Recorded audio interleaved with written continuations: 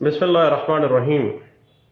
दोस्तों, हम बात कर रहे हैं एक्सचेंज ऑफ प्रॉपर्टी, जायदाद का तबादला।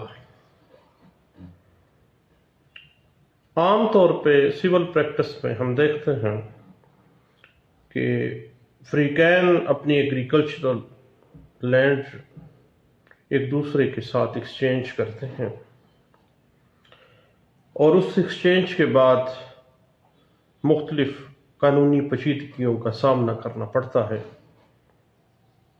अब उस हवाले से कानून हमें क्या रहनुमाई कर रहा है, हम दोस्तों से शेयर करते हैं। एक्सचेंज की definition section 118 transfer of property act 1882 कहता है कि जब दो अशखास आपस में एक शय की मलकियत दूसरी शय की मलकियत से बदल दें, उनमें से कोई भी शय या दोनों अशिया रकम की सूरत में ना हो, तो ऐसे लेन देन को, ऐसी ट्रांजैक्शन को, ऐसे मामले को एक्सचेंज यानी तबादला कहा जाता है।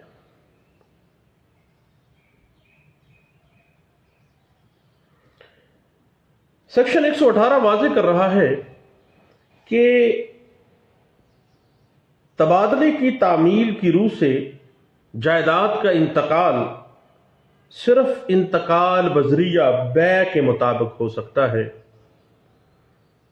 ये section 118 transfer of property act 1882 की लैंग्वेज है। अब अगर हम एक्सचेंज की डेफिनेशन देखें तो इस डेफिनेशन में हमें 4 इंग्रेडिएंट्स नजर आते हैं। पहला इंग्रेडिएंट ये है कि इस तमाम ट्रांजैक्शन का जो एक्सचेंज की सूरत में सामने आ रही है, उसका सब्जेक्ट मैटर, उसका मौजूद सुखन जो है वो इमूवेबल प्रॉपर्टी यानी जायदाद होना चाहिए। नंबर 2, जायदाद का वजूद में होना, जायदाद का मौजूद होना लाजमी है, ताकि वो जायदाद अगर मौजूद है तो उसकी एक्सचेंज की जा रही है। तीसरा इंग्रेडिएंट है कि फरीकैन 2 या 2 से जायद हों। एक फरीक, नथिंग एल्स, 2 फरीक या 2 से ज्यादा जो आपस में एक्सचेंज कर रहे हों। चौथा इंग्रेडिएंट जो हमारे सामने आता है एक्सचेंज का, section 118 transfer of property act 1882 की रूह से, वो ये है कि एक जायदाद या दोनों जायदादें, एक चीज या दूसरी चीज कतई सूरत रकम की सूरत में ना हो। एक्सचेंज ऑफ प्रॉपर्टी है, तबादला जायदाद है, जायदाद का ही तबादला एक प्रॉपर्टी का दूसरी प्रॉपर्टी के साथ एक्सचेंज है। फ्रीकैन की जायदाद की कीमत एक जैसी ना होने की सूरत में तबादला के ऊपर कोई फर्क नहीं पड़ेगा। तबादला कतई सूरत गैर कानूनी नहीं होगा या उसमें कोई इर्रेगुलरिटी तस्वर नहीं की जाएगी। यह बात इंटरप्रेट भी हुई है 2014 CLC पेज है 1819 में।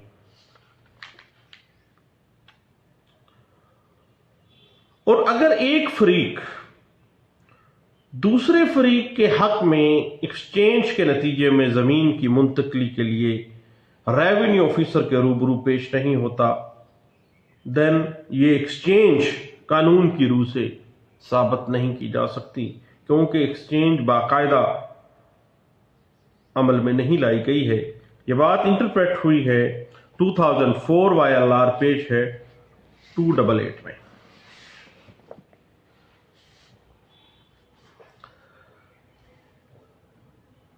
तबादले की सूरत में यह साबित करना लाजमी है कि तबादले का इंतकाल, जायदाद का इंतकाल जो तबादले की सूरत में की गई है, फ्रीकैन की रजामंदी के साथ हुआ था। फ्रीकैन उस एक्सचेंज पे रजामंद थे। ये बात इंटरप्रेट हुई है 2008 SCMR पेज है 1454 में।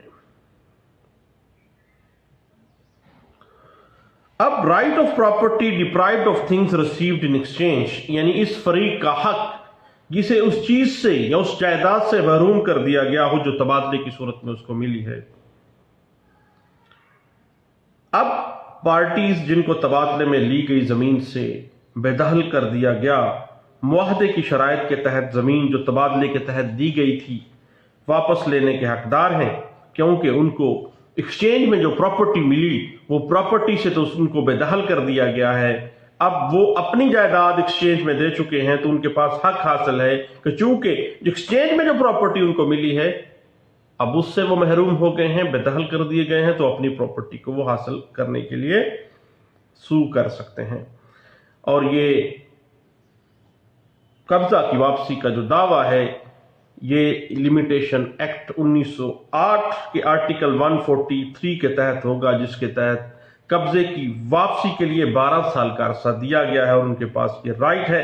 और ये राइट उनको section 119 transfer of property act 1882 अता कर रही है, दे रही है। ये बात इंटरप्रेट भी हुई है 2003 MLD पेज है 618 में। अब तबादले के वो फ्रीकैन जो उस कब्जे से जो प्रॉपर्टी उनको एक्सचेंज के नतीजे में मिली है और उसके कब्जे से वो बेदखल कर दिए गए हैं, वो आम दादरसी जो कब्जे की वापसी की सूरत में है ही, उसके अलावा वो ज़र वासलात जो है मीन प्रॉफिट भी हासिल कर सकते हैं और ये उनका राइट है। ये बात इंटरप्रेट हुई है PLD 1991 Lahore high court page है 262 में। अब दोनों पार्टीज या दो से ज्यादा पार्टीज जो एक्सचेंज के फ्रीकैन हैं, उनके राइट्स एंड लायबिलिटीज वो डिफाइन की गई हैं section 120 transfer of property act 1882। 1882 में ट्रांसफर ऑफ प्रॉपर्टी एक्ट जब बना तो सेक्शन 120 में rights and liabilities of exchange parties define किया गया। इसमें कहा गया कि मां सवाए उन अहकामात के जो एक्सचेंज के चैप्टर में दिए गए हैं, हर फरीक के हकूक हैं और वो फरोख्त कनींदा की जिम्मेदारियां अदा करने का हर फरीक जिम्मेदार है और उसके राइट्स भी हैं और उसकी बतौर खरीदार जिम्मेदारियां भी हैं। यानी हर इसमें bilateral rights and liabilities create हो रही हैं। यानी एक फरीक अगर कुछ हक रख रहा है तो उसकी कुछ लायबिलिटीज भी हैं, दूसरा फरीक अगर कुछ राइट रख रहा है तो उसकी कुछ लायबिलिटीज दोनों फरीक की हैं इसी तरह से। अब ये बात इंटरप्रेट की गई है section 120 transfer of property act 1882 में।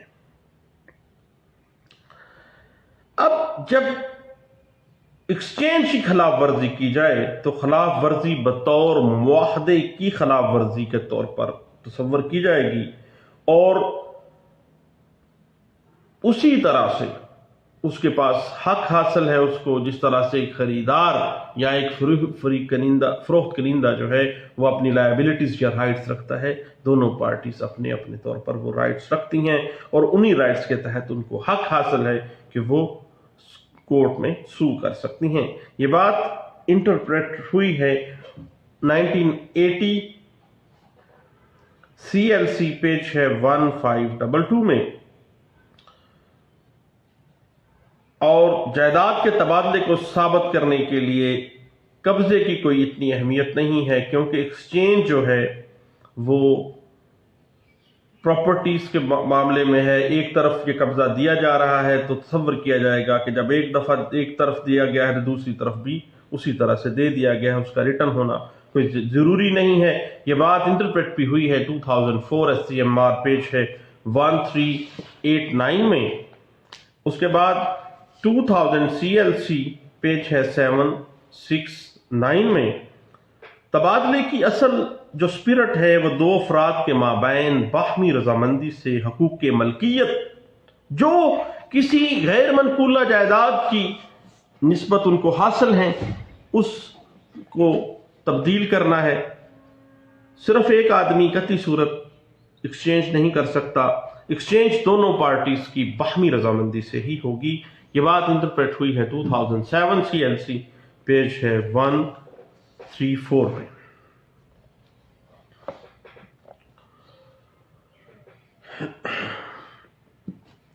उसके बाद there could be no exchange between property and money as it amount to sell. ये बात इंटरप्रेट हुई है 2007 CLC पेज है 1340 में।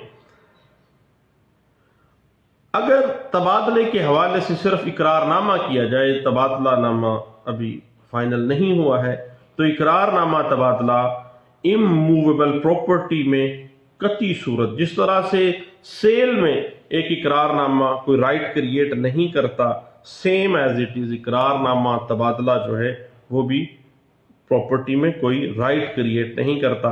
ये बात इंटरप्रेट हुई है 2006 CLC पेज है 803 में। अब एक दूसरे के बराबर जायदाद के तबादले पर सेल का इतलाक नहीं होगा, सेम उसी तरह से ये एक्सचेंज की जा रही है। ये बात इंटरप्रेट हुई है NLR 2005 सिविल डाइजेस्ट है और पेज है 425 में। उसके बाद अगर एक पार्टी एक्सचेंज ऑफ प्रॉपर्टी के सिलसिले में रेवेन्यू ऑफिसर के सामने पेश ही नहीं हो रही है तो देन एक्सचेंज साबित नहीं की जा सकती। ये बात इंटरप्रेट हुई है 2004 YLR पेज है 288 में। और अगर एक्सचेंज के अंदर एक्सचेंज डीड जो एग्जीक्यूट की गई है उसमें किसी वाजिबुल अदा रकम का जिक्र ना हो तो महज अदम अदायगी रकम की बिना पर एक्सचेंज गैर कानूनी ना होगी। ये बात इंटरप्रेट भी हुई है 2004 SCMR पेज है 369 में।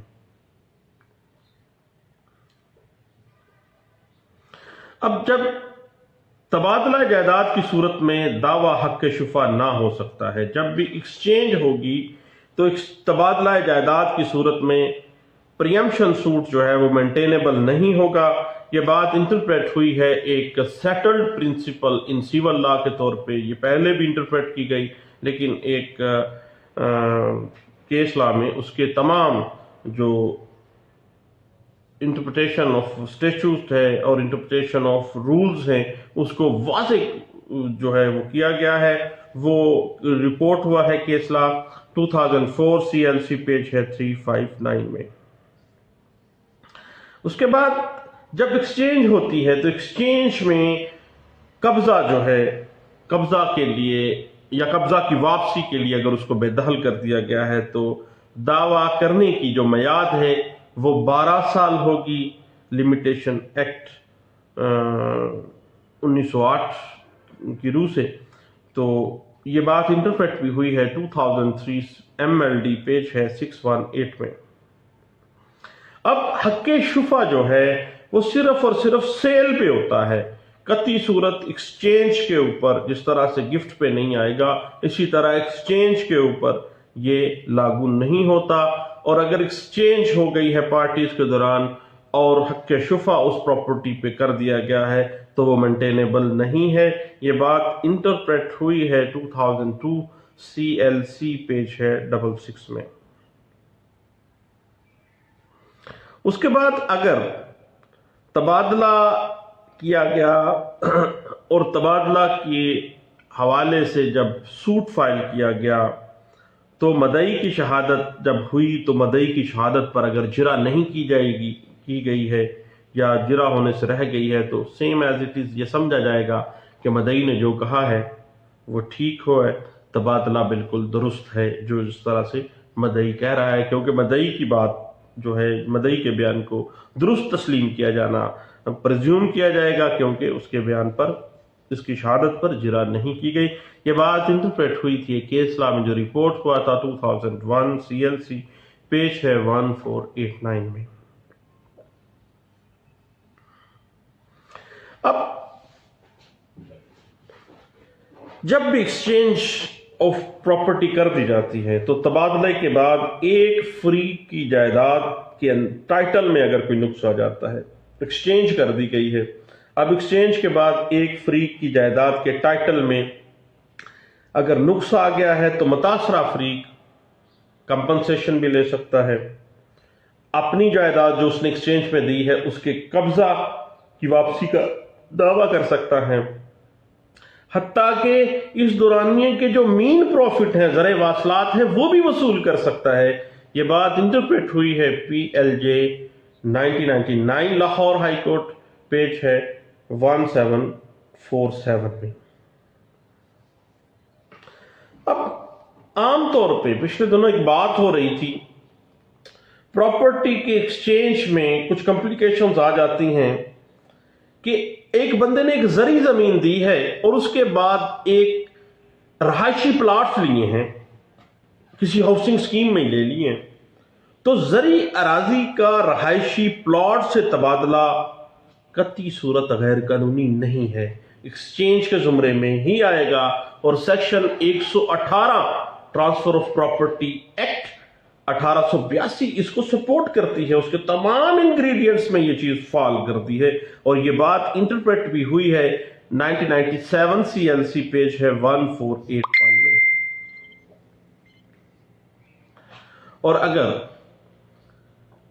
کسی غیر رجسٹرڈ دستاویز کی بنا پر، جو ایک دستاویز تو پروڈیوس کی گئی ہے لیکن وہ رجسٹرڈ ہی نہیں ہوئی ہے اس پراپرٹی کی بابت، تبادلہ کر دیا گیا ہے، اب وہ اس کے ٹائٹل ہی نہیں ہے، اب وہ اس کا مالک ہی نہیں ہے جس کی وہ ایکسچینج کر رہا ہے، تو ایسی ایکسچینج غیر قانونی تصور کی جائے گی۔ یہ بات انٹرپریٹ ہوئی ہے 1993 CLC، پیج ہے 1213 میں۔ اب جب ایکسچینج کر دی گئی ہے، ٹائٹل میں پرابلم آ گیا، قبضہ میں اگر پرابلم آ گیا، تو متاثرہ فریق جب اپنی دی ہوئی جائیداد کے قبضے کی واپسی کے لیے جائے گا تو وہ مین پروفٹ کا حقدار ہوگا، کمپنسیشن کا بھی حقدار ہوگا، اور قبضے کی واپسی لینے کا حقدار ہوگا۔ یہ بات انٹرپریٹ ہوئی ہے PLD 1991 Lahore high court, page ہے 252 میں۔ اب ایکسچینج کے حوالے سے 2007 CLC، پیج ہے 134 اس بات کو سپورٹ کر رہی ہے۔ اس کے بعد ڈیلیوری آف پوزیشن میں اگر پرابلم آ جاتی ہے تو ڈیلیوری آف پوزیشن جو ہے وہ اگر نہیں دی گئی ہے تو پارٹی بذریعہ عدالت اب اگر اس پراپرٹی کا چاہے تو قبضہ لے سکتی ہے، ادروائز اگر وہاں پہ کوئی پرابلم ہے تو اپنی جائیداد جو اس نے دی ہے وہ ایکسچینج کو نل اینڈ وائڈ قرار کرتے ہوئے، غیر قانونی قرار دلواتے ہوئے واپس لے سکتی ہے۔ یہ بات انٹرپریٹ ہوئی ہے 2000 CLC، پیج ہے 769 میں، اور PLD 1977 Lahore high court, page ہے 1038 میں۔ اس کے بعد کو شیئررز ایک دوسرے کے ساتھ اگر ایکسچینج کرتے ہیں اس کی لیگل ویلیو کیا ہوگی؟ خانگی تقسیم میں پارٹیشن آف پراپرٹی کا میٹر ہے، اور اس میں کو شیئررز ایک دوسرے کے ساتھ بیٹھ کے اگر ایکسچینج کر رہے ہیں تو یہ بات انٹرپریٹ ہوئی ہے، ایک قانونی حیثیت اس کو دی گئی ہے 2007 SCMR، پیج ہے 1867 میں۔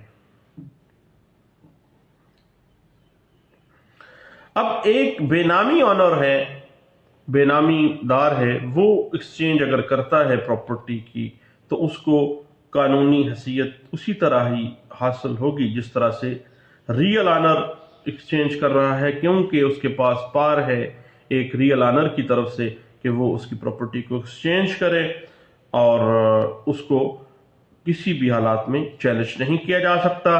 یہ بات انٹرپریٹ کی گئی ہے 1985 CLC، پیج ہے 395 میں۔